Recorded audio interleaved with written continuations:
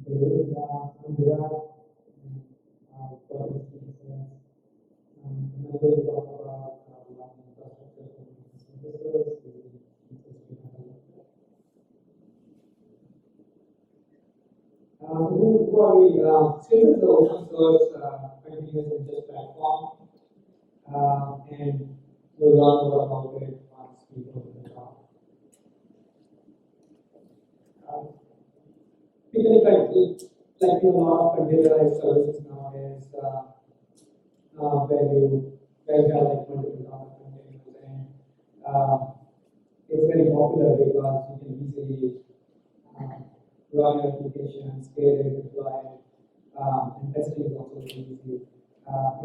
We have batch jobs running, application jobs running, microservices running within this container. However, logging is very key in such dynamic environments because containers keep coming and going, right? But there are like components who provide, who allow logging to be done for applications which are in these containers. Some of them are like Cube, is there, log stash is there, log spout, and collect the, and there are quite a bunch of components which do logging for applications in such containers. A typical pipeline is you have this logs being sent to messaging to like Kafka, and from there it can go to HBase Cassandra if data is like near real time or real time. You can go to StreamSets S3, data for analytical processing, or it can even go to Elasticsearch if you want your data to be indexed. But what are the challenges here?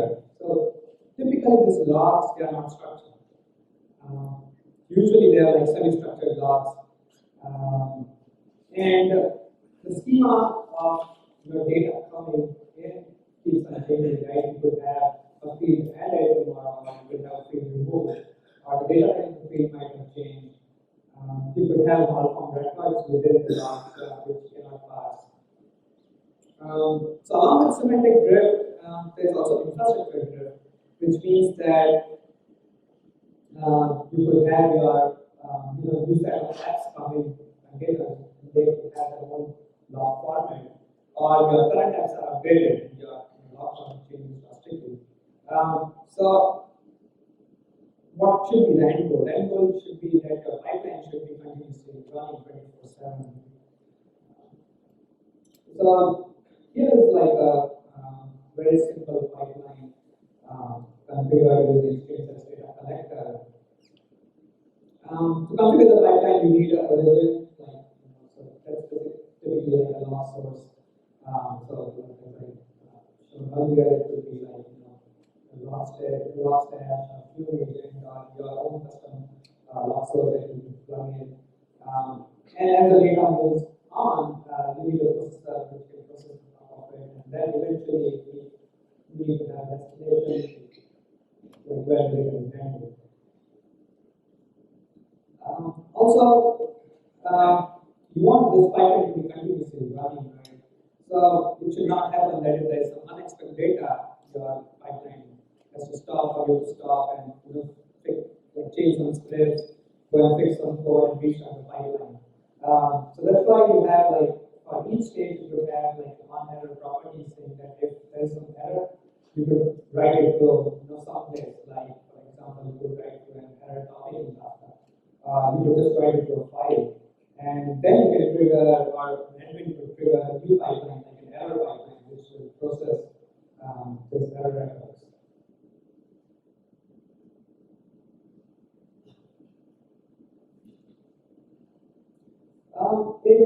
Also, there are a lot of inbuilt transformations, like you could deal with your data, you could analyze it by masking few of the fields in the data. There is scripting support, like there is inbuilt JIT support, JavaScript support, and you could plug in your own custom processors. Also, you want to troubleshoot your data in real time, right? So there is snapshot facilities. So basically, you can examine a set of data and flowing through, and if you find that something is wrong, you can configure rules saying that okay,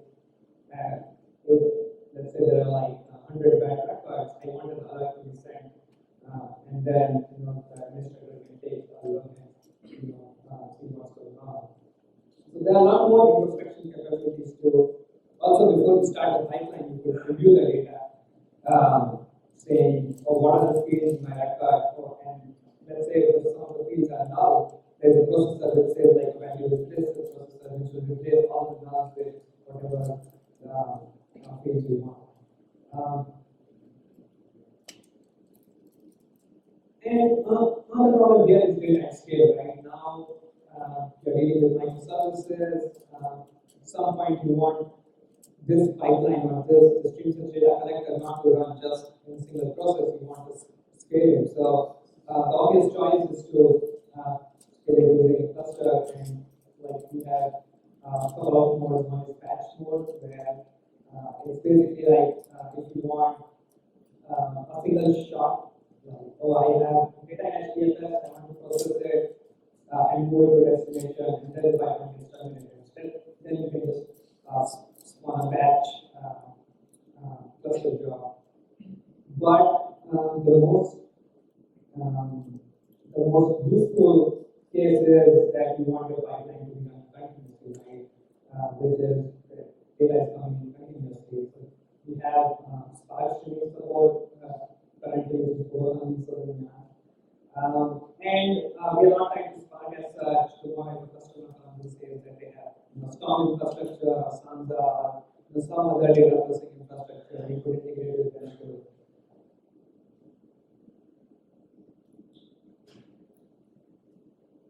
So here's a sample cluster pipeline. It's basically consuming data from Kafka and there's this Yarn or Mesos. Yarn and Mesos both are like cluster management frameworks, and on top of which the Spark executors can run. And there could be multiple Spark workers, and in Spark terminology, you could basically tasks within an executor. It's like threads within the JVM, which actually run our data collector, and that's how we scale. And then again, we will try up to what destinations you are configuring.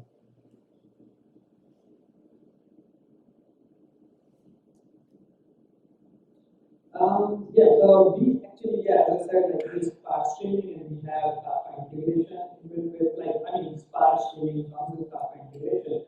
And there are like two approaches to using that. Use a direct approach, which means that Spark will regularly pull Kafka for the offset changes for a particular partition and topic.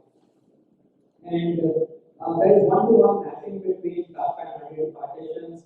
RDD is like an abstract of word for Spark. You have a unit of word which can be done in parallel with various data set. And one-to-one mapping between Kafka and RDD partitions means that if you have like 50 partitions, there will be 50 corresponding RDD partitions. The good thing here is when StreamSets Data Collector, when it starts the job in cluster, you could start 50 executors with your 50 partitions. In theory, you could process all of these partitions in parallel so you can achieve maximum throughput. However, it could very well happen that you are limited by constraints, by resource constraints. You cannot spawn those 50 executors. In this case, Spark will create multiple tasks within an executor, which will process the Kafka partition. It will spawn an STC which will process the Kafka partition.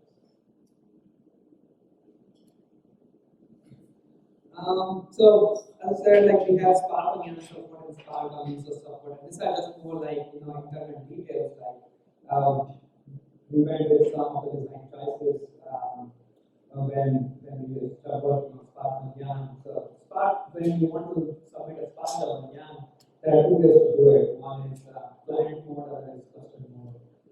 Client mode means that your application which is submitting the Spark job runs on that host itself, while custom mode means you want the Spark driver to be running within the application master.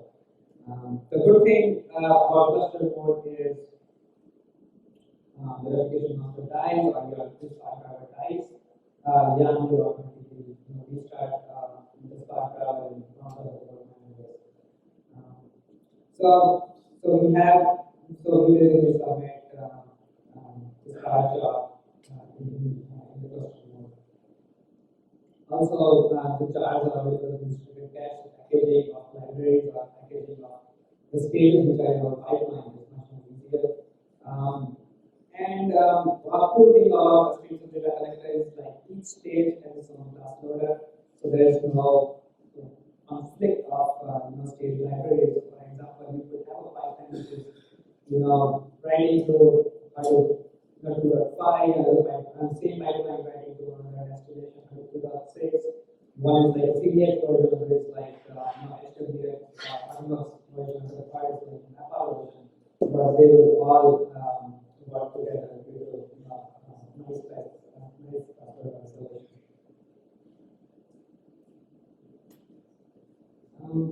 Resource compared to Yarn is not like an application manager or framework manager, but Spark has this nice feature where they provide a REST endpoint.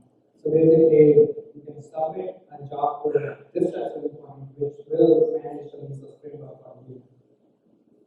There's no distributed cache, so you have to find a way to host the jar yourself. So what we do is the jars are hosted on the gateway SPC itself. And maybe we have to talk about that. Also, we achieve fault tolerance through pipeline level retries because unlike Spark on Yarn, the Spark driver won't be automatically started on Meetup. So that's actually not a problem with Meetup, it's calling Spark on Meetup. But what to avoid it, what we do is whenever a job fails in cluster, we pick all pipeline retries again. So that's all. And have a short demo, which is probably more interesting.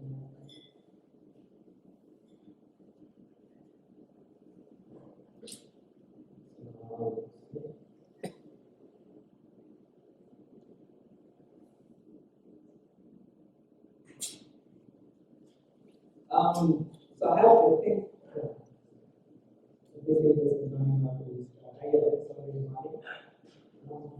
So this is like a very simple demo where you have a directory origin. So like you have this list of origins here on the right side, and you can basically, this is all the origins. Of course, you can plug in the origin too, but these are some of the origins we have, and you can basically just drag and drop like this, and then the directory origin already exists, so you can drag and drop it now, but you just drag and drop origins, or and it's also then basically processors.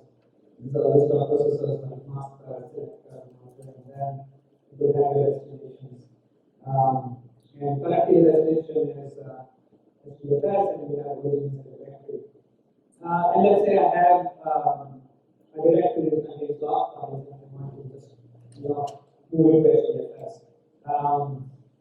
So the way I would configuring it is pretty intuitive. There's this directory, I click on it, and then if you look at the configuration, it says data format. What is the data format? So these are the data formats we support right now. I think there's also protocol support, but probably older version of it now. So right now the data format is log because it's log file. It's located where, so I've given the directory name. Some of the options here, they are optional, like, for example, buffer limit is how much you are reading the files, how much you want to buffer, and really bad size is how many records you want to send in one batch. And batch wait time is how much longer you want for the input records to come in. So you could change the default options, but those are the default options. This is finding pattern, like what type of file I'm looking at. So I'm looking at one of the files that I created, which is demo. And then I can configure my destination tool, which is StreamSets here. Currently, I don't have StreamSets running on my Mac, so I could write to a local file just by specifying its URI, which is write to a local file. And here also you could say, what is the data format you want to write into, how should the directory template look like, and you can basically, there are a bunch of Java regular expressions, like EL expressions that you could use here. Some of them are already implemented. And so let me, so once I configure the version, let me try running a preview of it and see what happens.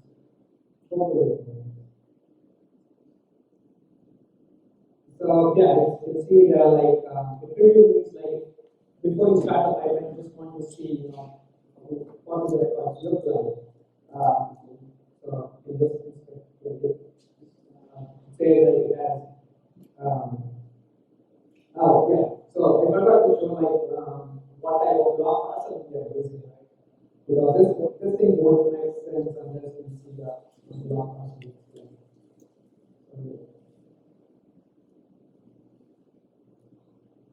Let me start with the video first.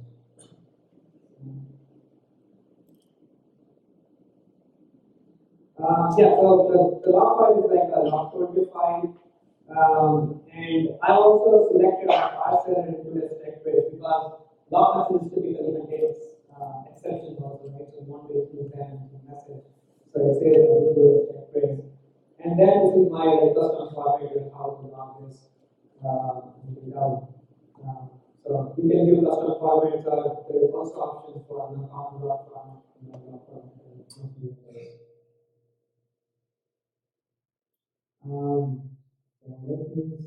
with the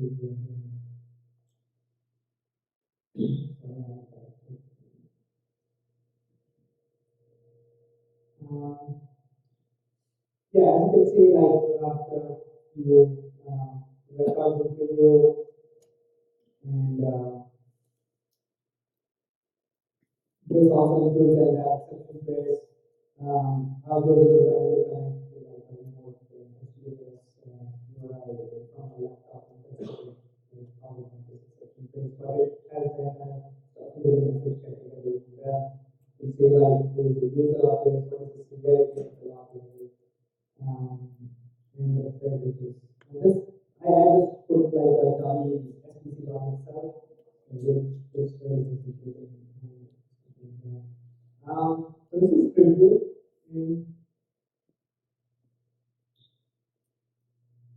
This is the actual pipeline also. And as you can see on the right side, it says high incidence of one messages.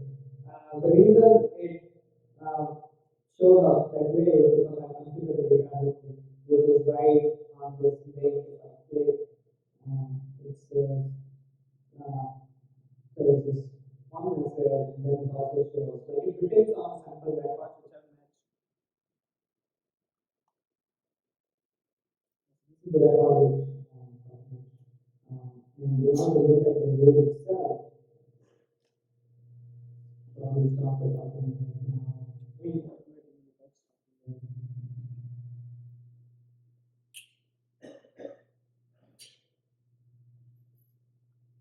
So here what I'm so the way to configure the load is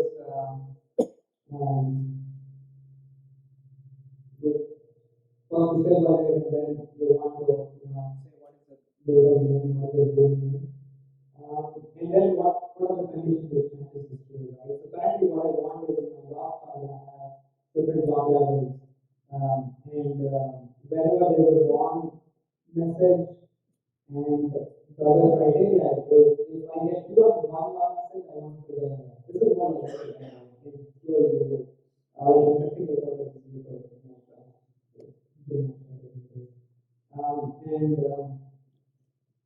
and there are also options that you want to send it to once this happens. And how many records you want to retain because it could happen that 10,000 records match this data, but you don't want to keep all those in memory. So it's simply a frustration.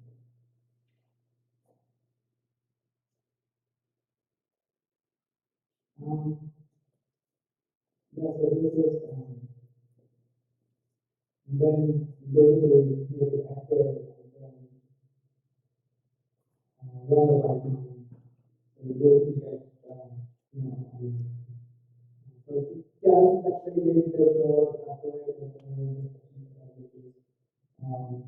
a lot of metrics to figure out the pipeline. So currently I'm doing a 30 record in my file, so it's basically doing more files. So I need to record something internal files. I think that's it. Any questions from you? Yes, what's the recommend to use this instead of Splunk, for example? Pardon? What they gain to use this instead of Splunk, for example? How is it different from Splunk? So I'm not sure whether Splunk, so we are more like StreamSets is more like when there's drifting data, you kind of want to detect in real time and want to take measures against it. So whenever there is a semi-structured data, for example, if you have like a JSON field and then like one field is removed, right? You don't want to stop it in that pipeline. You want to detect it, but if the way you do it is like you can configure the pipeline in such a way that on error it goes to somewhere else, all these backup goes to somewhere else, and later on you can configure an error pipeline and make it continuously run. So you don't have to stop it. I personally am not sure what whether Splunk deals with like cemented with infrastructure. Also, what's required on the client side to run this? Do you have an agent that runs to collect data, that builds the pipeline? Yeah, so it runs in multiple modes. So what I was showing right now was like a standalone Java process, which is running on my Mac, but you could as well go and deploy it on a cluster. So it could go and run in all the worker nodes.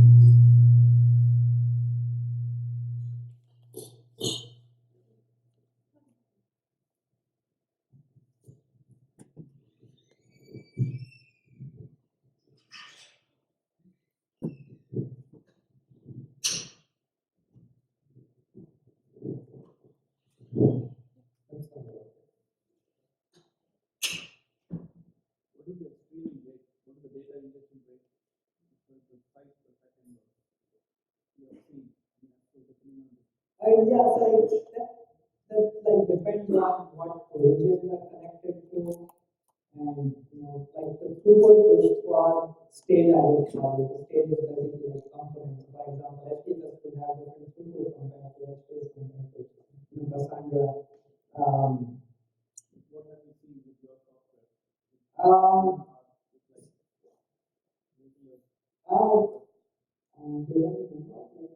mean, on my Mac, where say moving data, uploading data from a directory running on S3, I would say it's about 150 records per second.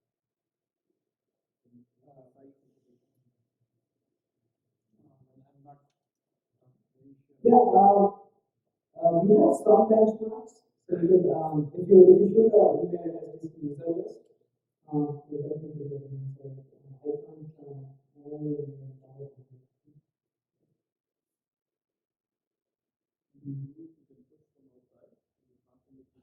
yeah, you can constantly make changes to this code. But disable them, to enable them, as well.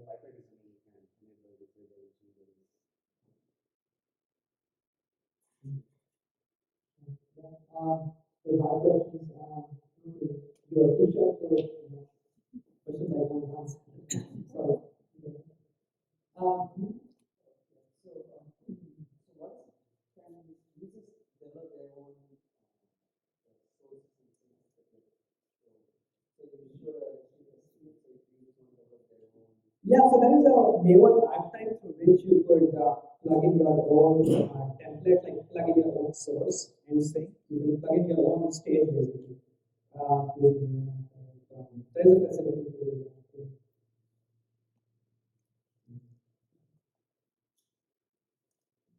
Any more questions? For distributed modes, each step is one. So,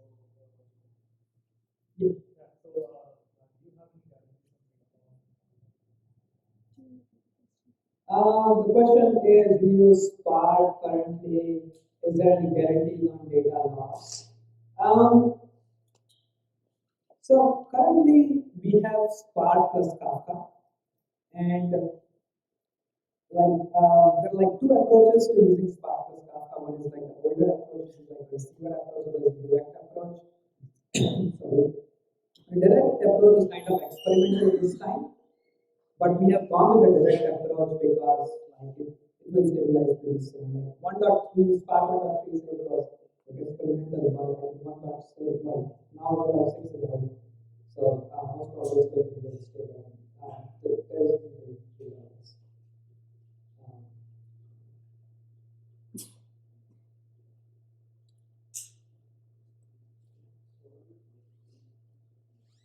yes, something. So how do you store the root? You have a root, say for example, you have 100 roots. So how do you store the root? Do you have a service?